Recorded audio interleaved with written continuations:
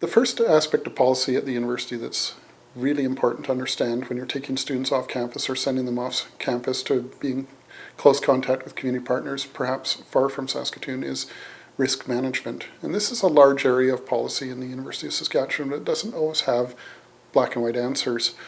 The university considers risk in a few different areas. One is, of course, risk to the university itself, its property, the staff, and so on. And that could be monetary risk or risk to health or life. Of course, the university also considers risk to students. And students, when they're enrolled in a course, are, of course, come under the university risk management concern. But we, as community engaged learning people, also have the concern for risk to partners. And we also have to consider, with the partnerships that we have, this may be any range of organization, from fairly small organizations that may not carry, say, standard risk insurance, or to quite large organizations with a lot of experience that are probably pretty covered on their own. And of course, finally, we have to be considerate of risk to public.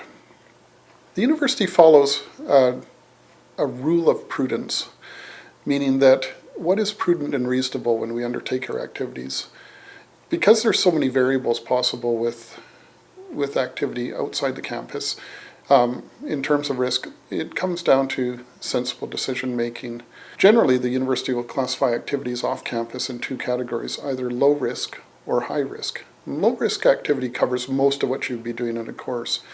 These are activities conducted in a place that may have easily accessible emergency services.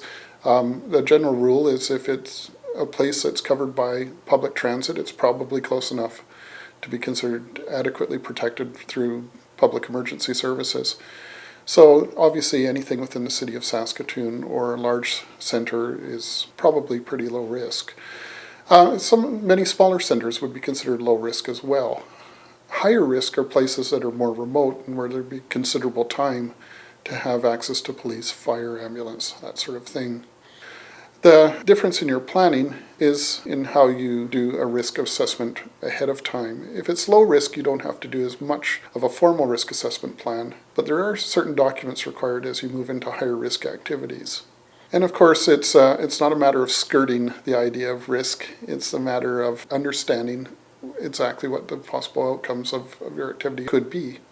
Any information or help you need in this area of defining whether it's high risk or low risk is easily available at the corporate administration office of the university, and they are happy to consult. One area of risk management that's particularly concerning to many instructors and faculty who are undertaking these sorts of courses is travel. And it's also one of the least understood. What exactly are the university's policies on travel?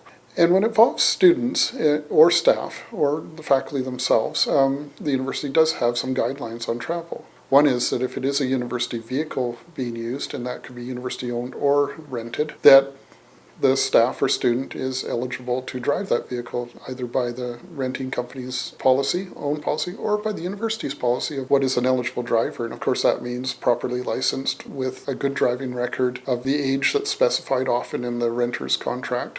And of course the usual things that no alcohol and so on. But often we find ourselves in situations where a university vehicle, either rented or owned, is not the best answer. It may not be available, and may not be available in the location where you are. And you have to look at alternate forms. And the risk varies from a professional driver that comes with a vehicle, such as hiring a bus service. Where the questions usually come up is on students finding their own way to activities. And this is where the university prefers that if not taken care of in terms of a university vehicle and approved driver, that students making their own way to activities take on the risk themselves and understand that if they are driving themselves, there's a risk. What instructors have to be very careful of is not to assign some sort of alternate transportation, that they leave it to students on their own to figure out how they're going to get there. So it's a case of either taking care of the arrangements for the students or letting them take care of the arrangements on their own. And it comes down to who's assuming the risk, you or the students. And that's a decision that's made for a number of factors, not limited to cost and or accessibility or just appropriateness.